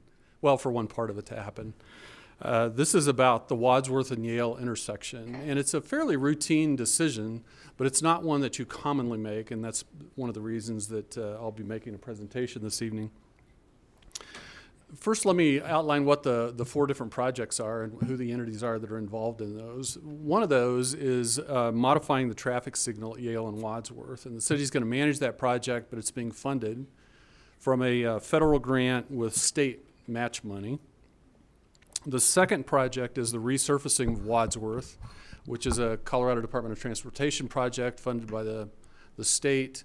And the third is a project that the city and county of Denver anticipates completing, which includes undergrounding some power lines, burying some power lines, but also adding a sidewalk on the east side of Wadsworth. And perhaps municipal boundaries might be helpful in this area so that everybody understands that west of Wadsworth and most of Wadsworth are in the city of Lakewood. At the intersection east of Wadsworth is actually in the city and county of Denver. So those 3 projects, and the fourth is the one that you're acting on tonight if you choose to, and that is to bury some power lines that are in the Lakewood area. This illustrates the intersection area and the power lines that are under discussion. Wadsworth's on the north side. North is to the right, so that's going up the hill towards the Taylor property and Morrison Road. And Yale Avenue runs up and down on this illustration. The red indications are those power lines that the city and county of Denver is considering burying. And the blue are the power lines that's before you tonight to see whether those should be buried as well. So the combined project are all those power lines, the overlay by CDOT, the signal improvements that Lakewood will manage but paid by others, and then Denver's considering a sidewalk essentially from Yale north to Vassar, which you can see on this illustration on the next to Wadsworth. Now just some pictures of what's out there today. This is looking southwest, so the power lines that you see in this picture actually are all power lines that the city of Lakewood would direct Xcel to use Xcel's funds to bury. You're looking towards the Bear Creek Greenbelt. This is looking to the northeast. Again, this is Lakewood, and you can see there's already a sidewalk running north on the Lakewood side of Wadsworth here. This is the Denver side, again, looking north up the hill on Wadsworth. No sidewalk today. You can see the power lines also that Denver's considering burying using Xcel funds. This is looking southwest to the shopping center that's also in Denver on the east side of Wadsworth, and the power lines that you can see in this illustration are also being considered to be buried. The ones on the left, running north and south, would be paid for by Xcel credits that Denver has authority over. The ones crossing Wadsworth that you see in this picture would be Xcel credits that you're thinking of considering tonight. This is looking west. It's a little further east on Yale. You may have noticed on that map that Denver intends to bury some lines further east on Yale, and that would be these power lines. So back to the original illustration, and the amount of credits that would be used from Xcel. And again, these are Xcel funds that would be used to bury the blue lines that are on here, about $213,000. And to just summarize, there's no city funds involved here. These are funds that Xcel has, but they're to Lakewood's credit for this specific purpose. They can't be used for any other purpose other than burying power lines. And those are the blue lines in this picture. The red lines are up to Denver, working with Xcel. And then you've heard about the other projects that are happening in the same area. So the proposal before you is a resolution that would authorize Xcel to use those credits to bury the power lines that are shown in blue. Thank you. Great. Thank you, Jay. I have just a quick question. I appreciate the presentation. It's always good when we can work with our neighboring jurisdictions. Would it be fair to say that the cost of our credits would be increased if it wasn't in combination? Are we getting a economies of scale discount? I'm not sure we are from Xcel, but there are probably some other savings that we'll realize because CDOT plans to overlay Wadsworth. It would probably be more expensive to put those lines under Wadsworth, the one that crosses Wadsworth, later, and also cause some pain by tearing up a brand new pavement. Great, thank you. Councilor Harrison. Thank you for your presentation. I'm looking at the map here, and I want to make sure that I've got my directions correctly, because it seems backwards to me. You said that Yale is running Up and down on up and down. Okay, so if I do that, the Taylor property is in the, what I'm looking at, It's to the right, off the screen, and below Wadsworth. got it. Okay, I am totally turned around. Okay, I'm good. Thank you. Any other questions? Councilor Johnson? Thank you. Thank you. It was a nice presentation. You mentioned that CDOT is going to resurface some of Wadsworth. Yes. Could you please say exactly where? No, because I don't know. Oh, okay. Generally, the part that remains is from about the north side of Bear Creek up to 4th or 5th Avenue, I think. Essentially up to the area that'll be rebuilt with the or repaved with the interchange whenever that happens at 6th Avenue. But it's a long stretch. Whether they do that all in one fell swoop or not is an open question. It may be phased. There's planning by CDOT underway now to improve the intersection at Morrison Road. So how that timing comes together is an unknown. So I apologize that I can't be more specific, but that's the best I can do. That's fine. I attended the Jeff Tag meeting, I don't know, 2 or 3 weeks ago. And I always ask CDOT about the interchange at 6th and Wadsworth. And the answer I got is that there's no money, there's no commitment, and there's nothing in the queue for that. So there you go. Great. Mayor Pro Tem Roybal, you had a question? I do. Just a quick question. Is there a timeline possibly, I know it's kind of vague, of when they're going to start the resurfacing of Wadsworth? Is it possibly this next summer? You know, I don't know how to answer that question. There have been several timelines, and unfortunately, it's just say stay tuned.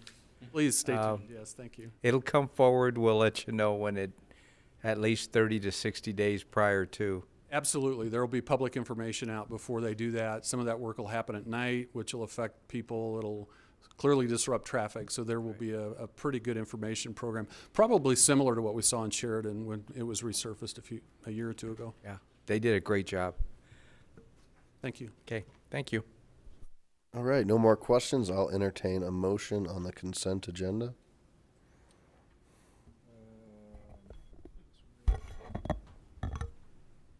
Why is everybody looking at me funny? Yeah. So moved.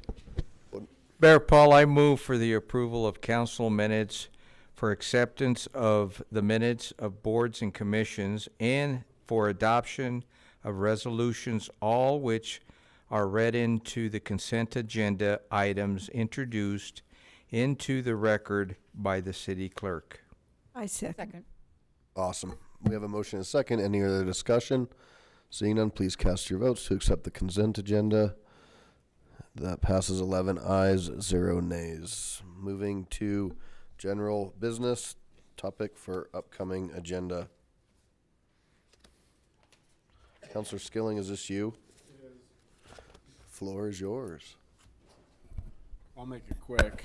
The request that's being made is actually pretty well explained in the request itself. That's probably because I didn't write it. It was conveyed and then written a lot better than I could have. But we've been working on in the committee, in the Development Dialogue Committee, one of the ideas that we had as a committee and an idea that's been passed down from Planning Commission and others was this idea of the neighborhood plans. And so as we look at neighborhood plans, one thing that we need to do is actually evaluate and use a lot of staff time to come up with said plan. The first one that we had consensus on was the Union Corridor Plan. And what that would be is examining, for those that haven't been following the committee, I don't know who would possibly not be following it, but for those few who don't, the neighborhood plan, there's maybe 8, 9 of them historically in Lakewood, something like that. And it takes larger areas and it develops a plan that's unique to that geography, meaning what's good for one place may not be good for another. And we talk a lot about those things. So a neighborhood plan is a way to address that. If that particular neighborhood would like to see more density or less density or certain setbacks, those types of things, then a neighborhood plan does that. Union Corridor is ripe for this kind of plan for numerous reasons. And the committee was very excited about the neighborhood plan, so excited that we wanted to do all 9. But then we were told that might take 9 years to do that. So with the amount of staff time, we were asked to bring that to council, which is a good idea, to bring it to all of you and say, is this something that you're willing to invest the staff time in? I obviously assume that it would be, but we can discuss. Great. Thank you. So I will just weigh in. I think it's certainly something that we should, with one caveat. I think that speaking for all wards, there are some other ones that are quite important. I know the ones that I can point out that I've heard are along wards 2 and 3, which would be Sheridan Boulevard. And so my potential maybe suggestion would be that we pull a couple of them and maybe have a better conversation at the retreat. But I certainly think they're all worthy. It's just figuring out which ones we dig into. Councilor Vincent? Yes, and I support that too. I think it very much needs to be done.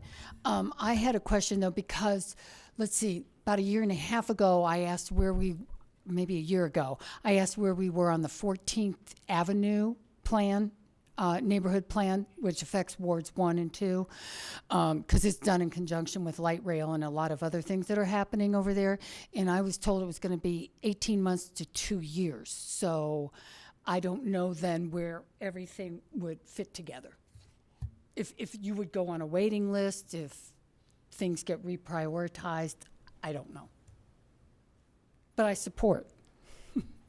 Okay, so currently there's already some that are in the works, and so we'd have to figure out where to take this. So I'm just going to go, we have a bunch of lights up. Councilor Gutwein? I think this is going to be a great thing for our community to get to weigh in on what their neighborhoods are going to look like and help shape and just ensure that our city remains a place that we all love, or at least most of us. So I think this is awesome. I think I definitely support it. I think that we need to be clear that this won't be the only one. So maybe we could just modify this to say, the first of, or I don't know if the intent is to see how this one goes and then go on, but I don't want, since we've already done a plan on the Union Corridor, and some of these other areas haven't completed their plan, I just want to make sure that that's all factored in, which I'm sure our staff will be able to do. And so I'm going to keep going down the list, and then I'd like Ms. Hodson to weigh in, if possible, to maybe help with some advice. Councilor Harrison, Abel, LeBear, Skilling. Thank you. I think this is a great idea. The only thing I'm concerned about is time frame. Ms. Hodgson, I know that Mr. Parker's in the room. Perhaps we could hear from him in terms of about how long does it take to do a plan, because it's going to take a long time, I believe, and I would want to give all of us proper expectations that it isn't going to happen in 6 months. It's probably going to take a couple of years, honestly, to do a good plan, because the secret to a good plan is a lot of citizen input. It's not just a small community, or committee, sorry. Councilor Abel? I agree. We have to start somewhere, though, and the Union Corridor is presenting more and more of a burden on the surrounding areas and its connections over there. We did a Union Corridor plan, but it was exclusive of some of the connections that make it such a busy place. And we're going back to the future. We had neighborhood plans in place. They were gobbled up in the new zoning ordinance. Some little bits of them incorporated, but in large part, they just flew past. However, we also have corridor plans, we have station area plans, we have a number of things that have been done in the meantime that could bolster this effort. But it is going to be time consuming, but I think it's very necessary to let our neighborhoods know that we are indeed interested in what they have to say. Great, thanks. Councilor LeBear? I just kind of echo what everybody else has already stated, and just add that I think our planning meeting is it's about 2 months away. I know that's a little bit of a wait, but it might be a good time to take a look at the dashboard and figure out what the priorities of the council really are for these plans. I support doing a union plan. I think that was pretty apparent in the development committee that would really help assist with getting at the heart of what we're really trying to achieve there. But I'm also someone who's concerned about making sure that we have, Sheridan going and Colfax and, all the other places that have a lot of issues that we want to address. So anyway, that's how I look at it. Thanks. Councilor Skilling? To be clear, this is not, to Councilwoman Harrison's point, it's not going back and doing that 2-year process that we've had with some of the other bigger plans. This is envisioned, my understanding, I think the committee's understanding was, this is more focused on very specific zoning strategies that we can use, overlays on a very specific area that I think what we had discussed was, as is indicated here, a 3 to 4 month time period that it would take. And I don't think that this is necessarily something that is competing with dashboard priorities.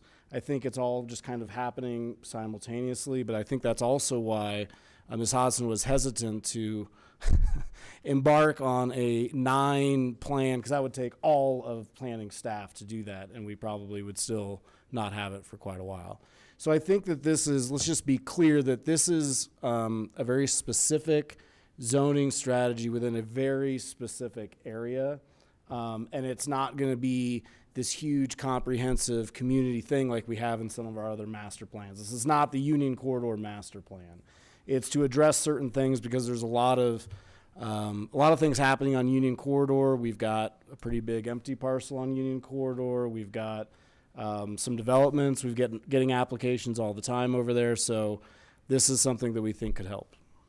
And so I think it's something that we should move forward. And to everyone else's point too about this taking priority over other projects, I think it's envisioned that this might be a test run to see what works and what doesn't, how we're going to interface with staff, because obviously it's going to be more than one presentation by them on certain things, I would assume. And we don't want to be spending every study session on a different neighborhood plan. So with that said, I fully envision Sheridan Corridor, some of these other areas, that those will all be next in line. Union Corridor, I think, is important to all of us. I mean, it's not, most of it's not even in Ward 4, so it's not like I'm taking Ward 4 as the example, but since this seems to be a Ward 4 night, it's actually Ward 1, so there you go.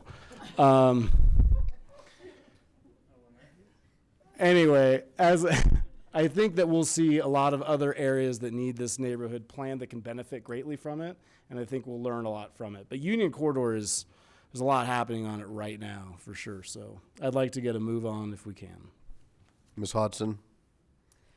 Yes, thank you. So the request in front of you is to embark on a study. Might I suggest, because there were a lot of questions and maybe a little confusion, what if we had a study session with your approval where we talked about the status of all the plans and the difference between the plans? What do the plans incorporate? What is the process? How long do they take? And what's the difference, as Councilor Skilling just identified, what's the difference between the different kinds of plans? I believe this should be a holistic conversation and a comprehensive one, so everyone really understands what you're agreeing to. At the same time, so planning staff needs to put their heads together and to make sure that we do have updates on everything that's underway and we can present that to you. And if indeed you want to move forward with this particular request on the Union Corridor, then we'll proceed and do that. This does, staff has agreed and helped actually author this, because it is a shortened or a smaller version of some of these larger plans. So if you'd like, we can take a part of a study session and start with a holistic, comprehensive kind of overview of all the different commitments and plans that are underway or have been stalled or have, are in different parts of the process. And then talk about what this union study could and would be, and then from there you give us thumbs up or thumbs down. We can do that in a study session before the upcoming planning session if you'd like, or we can also do it at the planning session. It's up to you. I don't see this taking a whole lot of time. It's really just educational, and then talking more specifically about this particular proposal, what that would include, and then you want us to go or not. So to build off that, Ms. Hodson, we actually have, which could be beneficial, a joint study session with the Planning Commission on January 7th. Mm-hmm. That's a great idea. We can do it then. That gives us a little bit of time to put it all together. And like you said, that's with the Planning Commission, where we will be talking about the first element of the development dialogue, which is the mixed use piece. We're also having a conversation about construction impact of development in residential areas, which was brought forward by Councilor Franks and then added to by Councilor Skilling.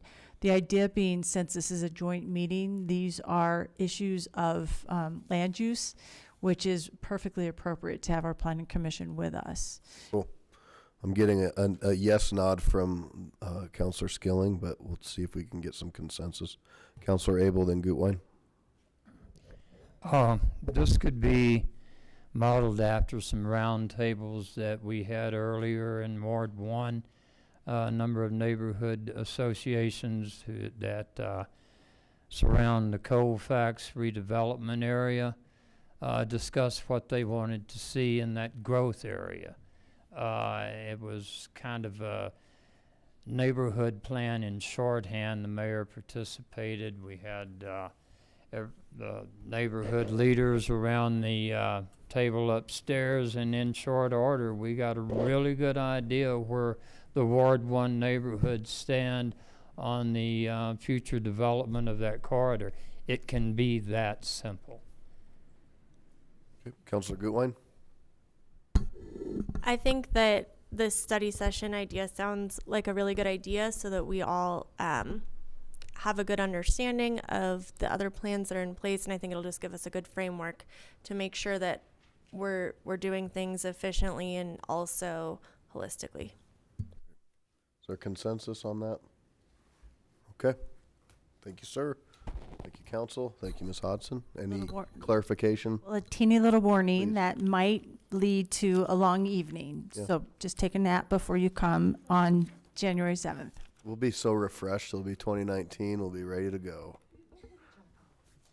All right. Anything else under general business? Okay. We'll go to council reports. I actually have a few tonight because it's been a while since we've been able to be here.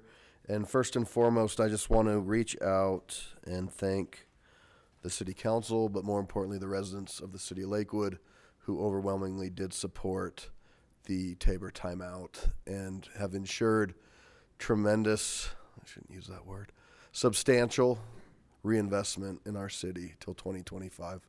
And I know our police are extremely grateful. I want to thank the police for their hard work in helping to reach out to the community and make sure that this passed.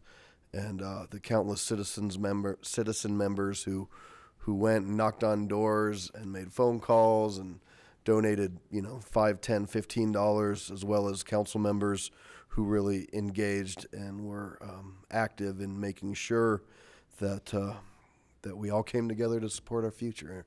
And I'll echo, you heard this earlier, that is, I think, a great exclamation point to the fact that people care about Lakewood and they want to see it continue to be a great city. And we're going to start with a lot of money to go to protect park and open space in this first year. So again, thank you, thank you, thank you. That was quite an exciting night. Not only did they invest in the local city of Lakewood, they took the time to invest in our schools, in our fire department, and in urban drainage. And that urban drainage one is really important to a city that has a lot of drainage issues. While it's 27 million, I think, for the whole district, but that's each year, and that's going to funnel down to our community. So again, what a wonderful night. Had the opportunity to visit 2 mural openings. Council member Beta and I were at Belmar on Black Friday to see a beautiful mural that depicts Lakewood's history, past, present, and future, right behind Chewy's. And then I attended one at Pandaria Rodriguez, right there. I think it's near Harlan and Alameda, to see their new mural, which is also spectacular. So we have a lot of murals going up on West Colfax, and now we're starting to see some great artwork on Alameda Parkway. Your newest edition of Looking at Lakewood is out, so please check that out. Always a lot of great information. For the city council committee assignments, I'll get something out. If you want to let me know what you want to do or don't want to do, we'll try to make that effective, which also means that we'll be looking at a new mayor pro tem coming in January. So I'll start to pull that together so everybody is ready to go. You know, we have the Lakewood Faith Coalition, but we also have the Service Club Coalition, and they're doing some really cool things. That's our Kiwanis, Elks, Optimists, and Rotary. And so they've created a Friend Pals, and it's a program they launched this year. The program is aimed at bringing connection between 2 generations, so children from Jefferson County Public Schools and seniors from the villages at Belmar. So they've started a Pen Pal program to connect our older adults with our children, which I think is super enriching. And that's just another way where the city is just trying to collaborate with organizations that are already doing great things.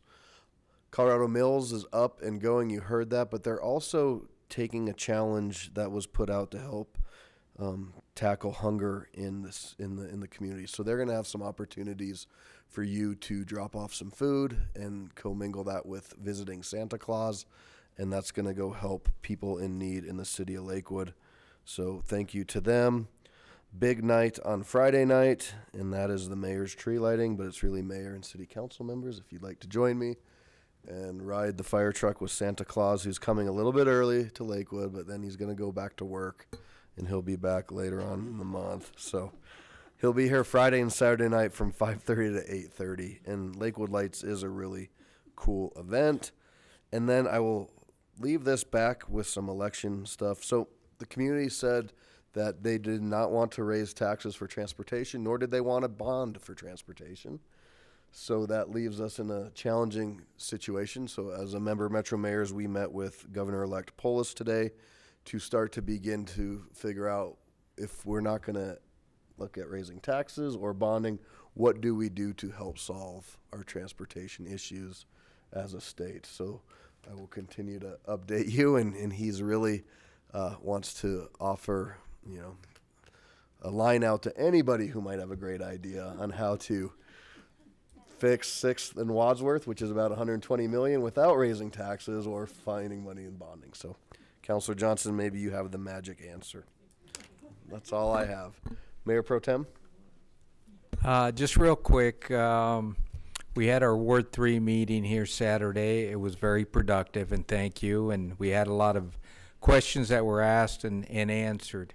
But I also want to bring out that we're having a food bank on the first Tuesday in December, and I think it's the 5th, and it's between 3 and 5 o'clock. Come a little early, and it's off of Florida and Pierce.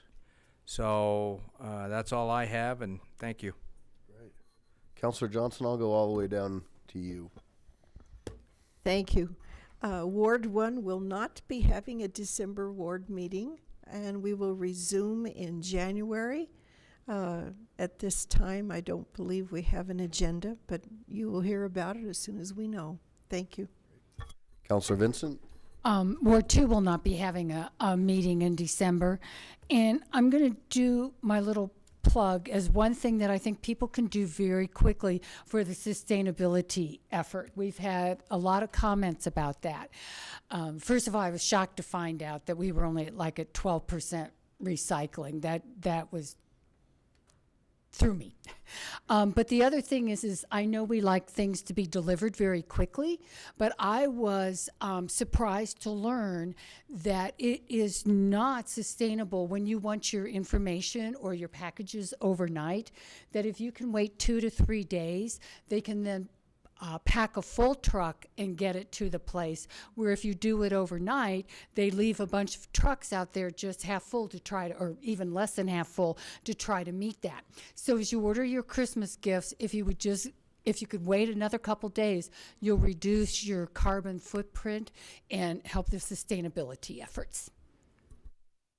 Thank you. Counselor Beta? Thank you, Mayor. Echo what Counselor Roybal said. We had a good council meeting, or ward meeting on Saturday. I want to make sure everyone knows that we're not going to have a regular Ward 3 meeting in December because of the close proximity to Christmas. However, I am going to have a little tea, kind of a special tea coffee meeting on December 7th at 9 o'clock at a new cafe here in Belmar, D-Cha, I believe it is. So they're a new business, and so I'm inviting anybody from my ward if they want to come over and have some informal conversations on whatever is going on with the city and so forth. I also want to just mention real quick that Pastor Powell did come to our ward meeting on Saturday. It was very productive. We really appreciated him coming. He was able to diffuse a lot of the concern about this parking situation, and I know it's going to be an ongoing conversation and trying different things to work things out. I think what amazed me more than anything is this really came up a month ago in our ward meeting in October.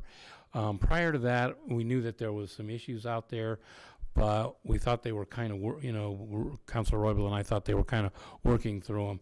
It became apparent in our October ward meeting that discussions had stalled, that things were just not working, and the members of the community were unhappy.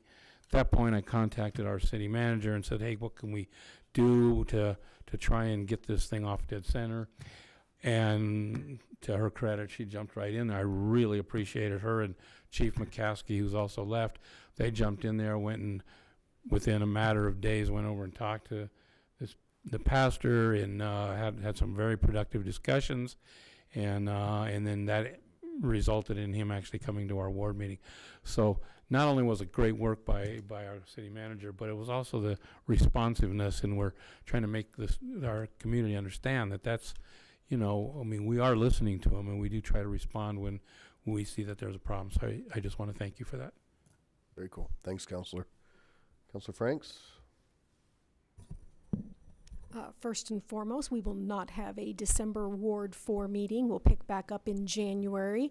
And because, it takes a lot of coordination to get staff to come to our ward meetings, we're looking for feedback and suggestions on topics that you may want to have us address in 2019, so we can get on the calendars for folks. So if you're interested in things in the planning department, community resources, finance, if there's questions, concerns out there, just want to be educated more, please let us know so we can then put in the request and get on the schedule. So thank you.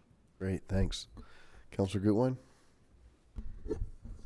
I just also want to again take the opportunity to thank the Lakewood residents for supporting 2D and investing in our community. I'm just really excited about what this is going to mean for our future and all the great things that we're going to be able to do with that investment. And I also want to just thank our staff and our agents, but also our community resources and our public works and everybody who has really worked day in and day out to produce quality results and a high quality of life. And I think that's why, or a big part of why, Lakewood residents voted yes. So we're just really fortunate, and thank you for all the hard work. We will be having not one, but 2 Ward 5 meetings in December. And so in addition to our regular December 1st meeting at 9 a.m. at Bear Valley Church, we will also have a meeting the following Saturday. We're going to push it a little later, 10 a.m., see if we can get some new faces in at Westwoods. And we're going to be talking about Metro West housing because there is a proposed project in Ward 5, and we want to make sure everyone has the opportunity to get information, ask questions, and all of that stuff. So thank you. Councilor Skilling. We have our next development dialogue meeting December 3rd, next Monday. So all should be in attendance. I expect to see all of you there. We will be talking about site and building design to piggyback off of a lot of the conversations we've been having as of late. Hopefully this process will move a little smoother from here on out. But I think it's been good so far, and I think we will do even better in the next meetings and through the next year. And again, we don't have a Ward 4 meeting. Right. Councilor Harrison? Well, as you heard, those of you that don't have anything to do on Saturday morning, you could come to Ward 5. Actually, no report. Councilor Abel? Thank you. There is on the December 3rd City Council packet a presentation and a glimpse at our citizen survey. It is the only statistically valid survey that we do, and we do it every other year. And I think the results are very illustrative of what our community is thinking, and I would encourage everyone to take an advanced peek at that before the December 3rd meeting. Thank you. Thank you, sir. Councilor LeBear?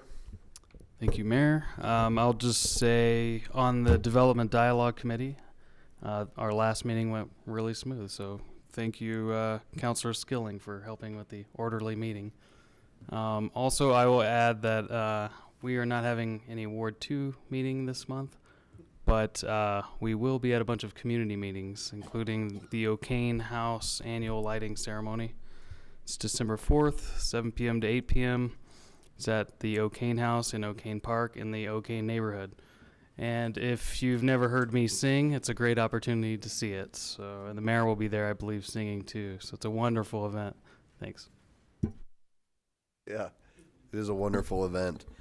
You know, and as a quick reminder too, Campaign Finance Committee is gonna actually have a campaign finance study session on the 3rd, which will be really important for anybody who's interested in that topic going forward. So thanks for council's help with that to ensure that there was an opportunity for a study session. All right, Michelle, anything?